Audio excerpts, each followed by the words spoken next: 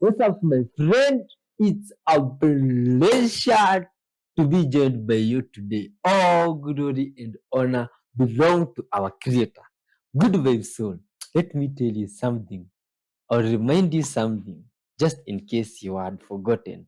God really loves you. Yes, the Supreme Maker, our Creator, has extreme love and mercy for you. You see, just this gesture that you being alive and creaking today, it's enough for us to give thanks and remember of His love. Now, interesting soul. You see, that love of God is what we here talk about today, together with peace, honesty, forgiveness, and unity. And we talk about these four virtues as we react to videos. Some videos,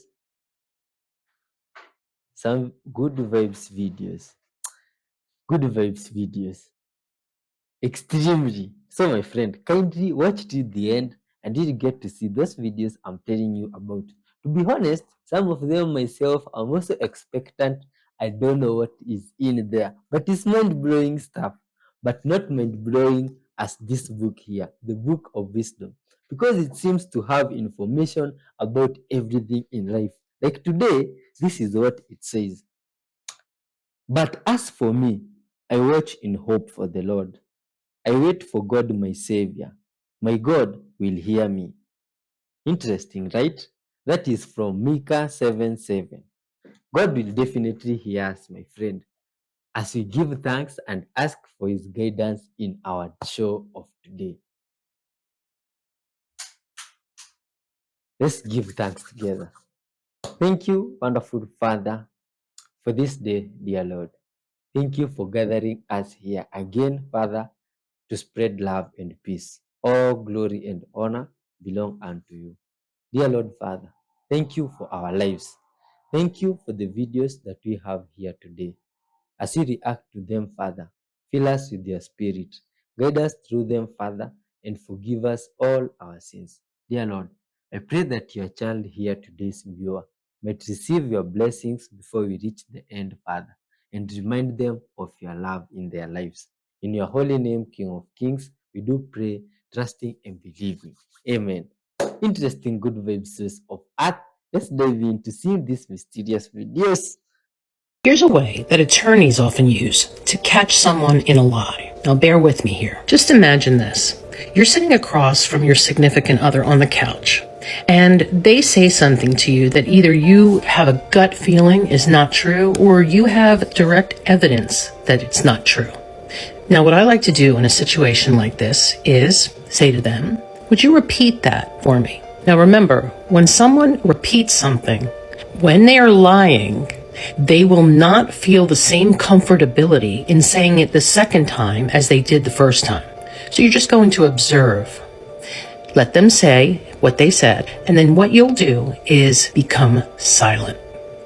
You'll just look at them. Silence causes people to ramble. So let's suppose the statement was, I wasn't texting that girl. That was what they said the first time. The second time they might say, well, I wasn't texting that girl. I don't think I texted her. You stay silent. Let them go on, and then you will repeat back exactly what they said, but in a very slow fashion. So you'll say, so what you're saying is you were not texting that girl. Is that what you said? And then you stay silent again. Then they start to trip on their words, and usually they'll start to spill the beans even more. But you just sit there, you look at them, you observe, and then you say, you know something? I mean, it sounds like you're saying that you were not texting that girl, but you know what? If you were, it's okay. It's really okay. And what happens now is magic, because they will either admit to what they did by saying, well, you know, I may have texted her, because you're giving them an opportunity to come clean. That gives them a chance to not lie. But if you know for a fact that they were texting her and they continue to deny it, that's your answer right there. Here are 5 seemingly innocent habits that are actually slowly killing you. Number 1 is eating too much sugar. Let's cut to the chase. Sugar is a drug. And not only is sugar a drug, it has absolutely no nutritional value whatsoever, meaning to say it's absolutely useless. The big problem is sweetened food and drinks are everywhere and they're very easy to overindulge. Excess sugar triggers chronic inflammation in the brain, particularly in the hippocampus, which is vital for memory. Over time, this disrupts the insulin signaling of the brain and increases the risk of cognitive decline and Alzheimer's. Not to mention, your risk of type 2 diabetes and obesity increase significantly. The answer is very simple, yet extremely difficult and requires not only precision, but extreme discipline, and that is to cut it off completely. Number 2 is sitting down or laying down in prolonged periods of time without movement whatsoever. This is a huge problem, especially if you're the type of person who works in an office or simply works in a very sedentary lifestyle. The reason why this is such a big issue is because sitting down for long periods of time reduces blood flow to the brain, ultimately depriving it of oxygen as well as nutrients. Over time, this shrinks the brain region in your brain that is related to memory and learning, such as the medial temporal lobe. And not to mention, sitting down for long periods of time promotes inflammation, which damages neurons. Number 3 is deeply and disturbingly common, and that is mindlessly scrolling through social media feeds, especially for long periods of time. Nowadays, technology and social media is the easiest and most efficient way to stay informed and entertained. However, the biggest takeaway from this is dopamine spikes. Dopamine spikes from scrolling creates a reward-seeking loop, which ultimately rewires your brain to crave constant novelty. Thus, this significantly weakens your attention span and impairs your brain's memory to focus on long-term and meaningful tasks, ultimately making deep thinking increasingly difficult, and that's something you do not want. Number 4 is not just deeply common, it's also actually encouraged, and that is constant multitasking. The biggest problem is constant multitasking is not only praised, it's very deeply encouraged in today's busy, tech-driven world. The human brain simply isn't designed to handle multiple tasks at once. Constantly switching your focus rapidly over time depletes your cognitive energy, lowers your efficiency, and reduces and weakens your brain's ability to focus over time. Over time, this habit can shrink the prefrontal cortex of your brain, which is responsible for decision-making, learning, and memory. And finally, number 5 is constantly living in chronic stress. The biggest problem and the scary reality is many people genuinely believe that stress, especially chronic stress, is just a part of life or a sign of productivity. It's wrong. Long-term chronic stress literally floods the brain with cortisol and kills neurons within the hippocampus. Mind you, the hippocampus is critical for memory and learning. And not to mention, this also impairs the connection in the prefrontal cortex, which, by the way, as well, is responsible for critical thinking. Over time, this accelerates brain aging and increases your risk of depression significantly. God bless and stay safe out there. Dr. Diane, is it true having a mole on your face is attractive? Okay, is having a mole on your face attractive or is it ugly? Well, it depends on where it is, whether or not it increases your attractiveness levels. So a study done out of Europe with over 200 students, doctors, and artists looking at photographs of women with moles on their face. What was found was that if a mole is far out wide, out here, it's considered more attractive, or beauty mark out here. If it's in the center of the face, it's not considered as attractive. So why is that? Because symmetry starts from the center of the face out. We look at a face from the center out. First place you look is the middle of the face, the nose. And as we get out here, we don't care as much about asymmetries. Think about it. Most people have ears that are asymmetric. No one looks at it and thinks it's unattractive. But if there's mild asymmetry in the middle of your face, whether it's a mole in the middle of your face or your nose that's asymmetric, you recognize that. So if someone has a mole right here in the middle of their face and it's considered unattractive, we can remove it or we can diminish it with cosmetic procedures. If someone wants to create a mole on the side of their face, they can do it with makeup, and some people do that. Look at many of the most famous, beautiful models in the world, and they tend to have beauty marks out here, and sometimes they accentuate it. Think about Cindy Crawford or Marilyn Monroe. They got beautiful beauty marks. So a mole on your face can be very attractive, but it can also be something that detracts depending on where it is in your face. So the more you know. 3 things I will never have in my kitchen as a feng shui expert. Number 1, hanging pots and pans overhead. Even though it can be convenient to store your pots and pans like this, they create a heavy and oppressive energy that can make you feel weighed down and reflects having burdens in your life. Number 2, having knife blades visible, such as when storing them on these magnetic knife holders. Knives have an aggressive, sharp and cutting energy, reflecting conflict in the household. And when they're left on display, they can negatively affect your subconscious, making you feel uneasy and anxious. Number 3, having your kitchen sink positioned directly directly opposite your stove. In feng shui, the kitchen sink represents the water element and the stove represents fire. And these are clashing energies, which can disrupt the harmony in your home and reflect arguments and financial troubles. If you never want to have another fly in your house, watch this video. If you've ever tried to get rid of flies in your house but it's not working, chances are you're targeting the wrong fly. There's 4 different types of flies that are going to be inside your house, and you need to know which ones you're targeting so that you can effectively kill them. So there's fruit flies, drain flies, fungus gnats, and house flies. For fruit flies and fungus gnats, you're going to need a jar, some liquid dish soap, and some apple cider vinegar, or you can use white vinegar. So these 2 types of flies are especially attracted to the fruity smell. So you're just going to get a jar, pour some vinegar into it, and then you're going to take some liquid dish soap. You can use Dawn or any brand, it doesn't matter. And you're going to put, I'm just going to do 1 or 2 squirts of this. Put about 4 or 5 drops in there. Now, if you feel like they're going to get back out, you can cover this with like some plastic wrap, put a rubber band around it, poke some holes in the top, but it's not necessary. That was the point of the dish soap. So they're going to be attracted to the scent of the vinegar, and the dish soap breaks the surface tension, so when they land in here, they're not going to be able to take back off, and they're going to die.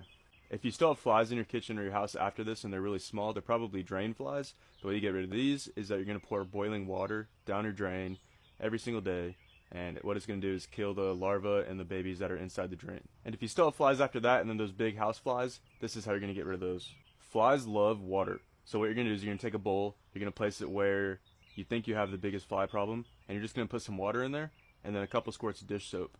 The water is going to attract them. They're also going to like the smell of the dish soap, but the same principle, it's going to break the surface tension, and once they land into the water, they're not going to be able to take back off and they're going to drown. Comment and let me know how this works for you. I don't want to burst your bubble, but if you feel a connection with someone else and you really want to be with them, it's because you see them at a subconscious level as having the perfect ingredient for what you're trying to become aware of. For some reason, they're the perfect key to actually show you what you can't find out about yourself without that reflection. So you're seeing an opportunity for reflection. So whether you get that reflection from that person or another situation, it doesn't really matter. You can also bypass the whole thing and just see what that person would be offering you, what they embody that you want, for example, to experience or to work something out in yourself against that reflection. But whatever it is, you don't actually need a physical connection in order to see it. But that is what is being attempted to be had, is that reflection. So as long as you understand that you're attempting to get a reflection from them about something within you, then do your thing. Okay, this blew my mind when I saw it. Did you know that this is what sand looks like when magnified? Like, this is sand. This is the stuff that we walk on every day, that we sweep off our feet, that we shake off towels. This is the backdrop to our Instagram pictures. The grains look like this. They are tiny, tiny, tiny jewels. About a year ago, I saw my son crying on his bed. He was about 5 at the time, and I didn't know why. And when I asked him, he said he was sad because there was no magic in the world. And when I see photos like this of magnified sand, I want to race to school and show them to him and say, "Are you sure?" They fill me with sort of this childlike delight that maybe there's just so much more out there that we don't understand, and that trying to intellectualize everything isn't always the best way. So anyway, with that, I hope everyone has a great day. The single most stupid thing people do is keep their mouths open. Here's how to hold perfect mouth posture. Locate this spot behind your front teeth by saying la, na, da, ta. Suction your tongue against the roof of your mouth from that spot backwards by sucking up all the saliva using just your tongue. Swallow the saliva down and keep your whole tongue resting against your palate. Lightly touch your upper and lower teeth together and seal your lips. That's how to apply perfect mouth posture. Do it whenever you aren't speaking or eating, every minute of every day. If you feel it slipping, suction your tongue against your palate again. Open mouth posture causes this growth, and this growth instead of this growth. Do you think it's genetic? This boy with good facial development developed allergies at age 12 and then started to mouth breathe. This is him at 17. His face became deformed. You know what happens to monkeys when you force them to breathe through their mouths? They go from this to this. And the same thing is happening to human mouth breathers every single day. Start looking at people's mouth posture when you're walking down a busy street. You'll notice that people with forwards grown jaws generally keep their mouths closed, and people with long narrow faces and recessed jaws almost always have their mouths open. Once you see it, you'll never be able to unsee it. This story was told to me by a Lakota elder some time ago, and it just came up for me, so I wanted to share. So once when the world was young, there was a medicine man.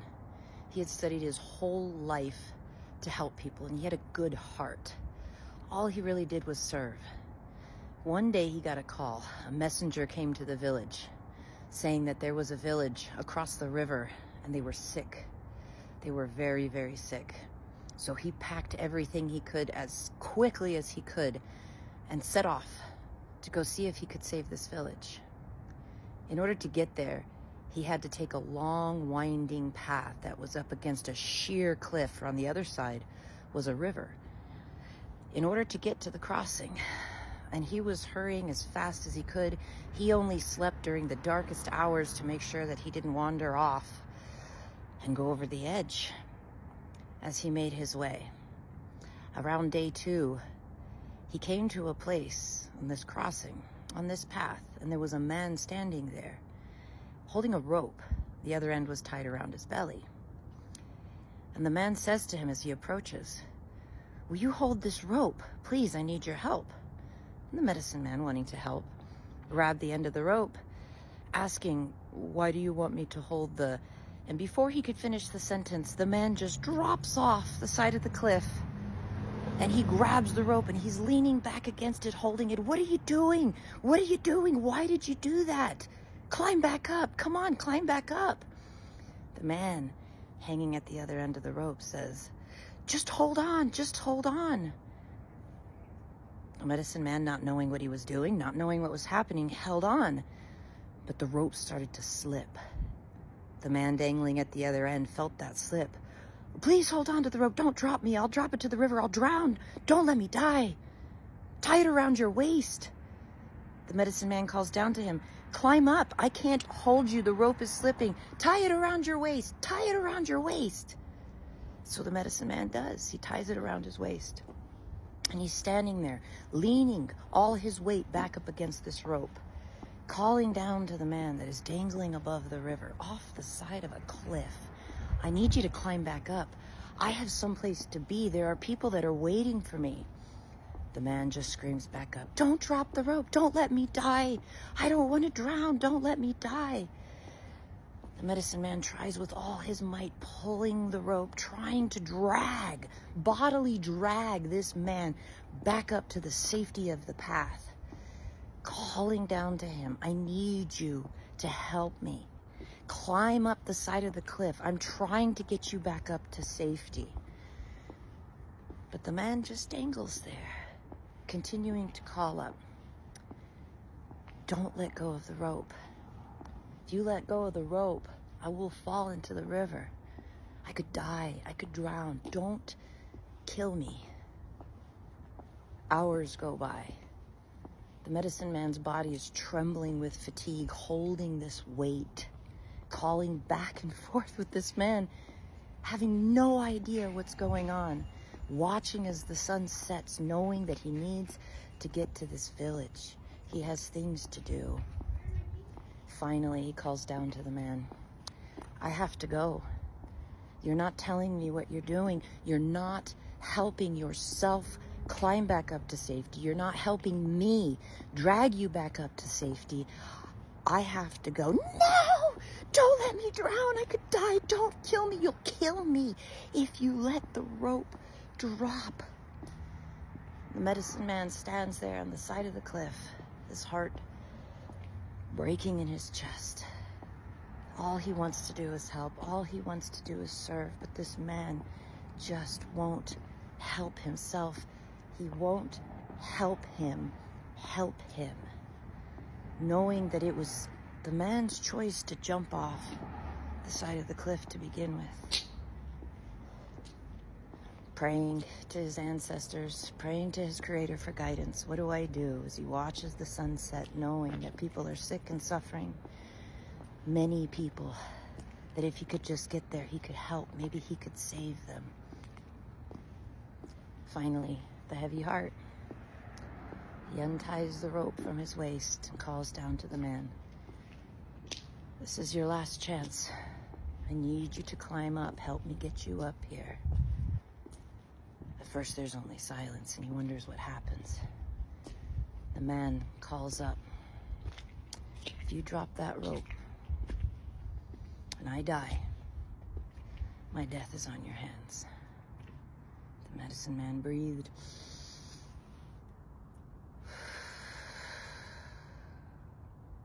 One life for 100? No, I can't. And he let the rope drop, heard the cry, and a great splash as the man hit the water. He collected his belongings with tears in his eyes, saying prayers for the man, that he swims, that he remembers he can swim, and he can make it. And he continues. With each step he takes towards the village, though, his heart feels lighter because he knew that this was not his fault. The man made the choice. The man refused to help him. The man refused to help himself. And that burden was not on his shoulders. When the medicine man made it to the village, he made it barely in the nick of time. If he had spent 2 more hours holding the man on the rope, he could have lost the entirety of the village, men, women, and children, all. And so it goes from a lightened burden to joy in his heart, knowing that he had made the right choice, believing in his heart that the man chose to swim instead of sink. I believe this story carries so much weight for us today because many people make choices, their choices, that cause them hardship, that can make them sick, that can cause them pain. And we try to save them. We can put a lot of effort and energy into trying to save our friends. But if they're not willing to help themselves, if they're not willing to hear or take what you're offering, or if they can't receive it, then your voice, your energy could be used to help people that do want it, that are listening, that find your energy, your love, and your wisdom useful. It is not your burden to bear, to carry someone else. In fact, many times, if you are preventing someone else from suffering, if you are saving them, if you are digging them out of trouble, pain can be the greatest motivational teacher. Suffering sometimes is what makes us into the great beings that we could be. So do not deny someone their path, and do not deny yourself your own. And if you can't help someone, just know that you did everything that you could, and that is all you could ever do. Much love, relatives. Have a beautiful day. I could never in a million years. Guess who just learned about Lawn Chair Larry? Why have I never heard about this? So this happened in 1982, and this is Larry Walters. He lived in Long Beach, California, and he had a dream to fly. He had always wanted to be an Air Force pilot, but had bad eyesight, so he couldn't do it. But from a young age, he always had a fascination with helium, and he had the idea, if you got enough balloons, could you fly? So he filled 42 helium balloons. He brought some beers, he brought 2 liters of Coca-Cola, and a BB gun so he could shoot the balloons when it was time for his descent. He tied a 100-foot rope to his car, but that rope snapped. His idea was float up to 100 feet, just chill there for a little bit, and then descend down. Do you want to know how high he went? He didn't level off at 100 feet. He didn't level off at 1,000 feet. He didn't level off at 5,000 feet. 16,000 feet. The minimum height for skydiving is 3,000 to 4,000 feet. The average height is 8,000 to 10,000 feet. Bro was looking at this sitting in a freaking lawn chair. He was afraid to shoot his BB gun because he was afraid it would throw him out of the chair because of the unbalance. He spent 90 minutes in the air, after which he slowly began his descent. He did bring an emergency radio, and at 13,000 feet, he was able to contact an operator. The operator asked him, what airport did he take off from? And Larry was like, I'm in a lawn chair with 42 helium balloons. He finally descends. He ends up crashing into a power line. He's fined $1,500 for flying a vessel that is not airworthy. They also tried to suspend his pilot's license, but he didn't have one. And now his chair sits in the Smithsonian. I just love this. When a reporter asked him why he did it, he just nonchalantly says, a man can't just sit around. It is important to note that since this, there have been 11 copycats, all of them being male. Guys, he was 16,000 feet in the air in this little lawn chair. How have I never heard about this? On Christmas Eve, the Pope will be live streaming the opening of St. Peter's tomb, but people are calling it Lucifer's tomb. This is St. Peter. This is the sacred tomb of St. Peter in the Basilica di San Pietro. We've all heard the news about the Pope opening the 5 sacred portals. Technically they're doors, but they're calling them portals.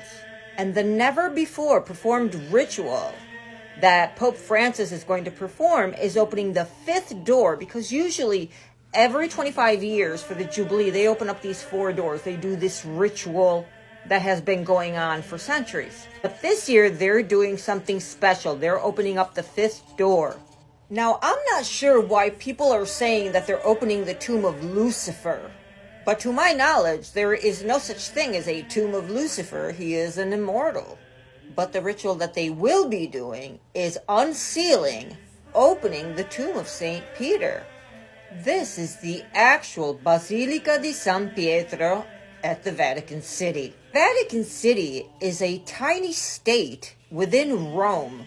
Vatican was built on a necropolis, meaning it's a cemetery underneath it. So as you can see, there's this huge balcony and people will look into it. Down there is where the tombs are, or to better say, where the entrance of the grottos are. Let me show you the way and bring you all the way to the catacombe.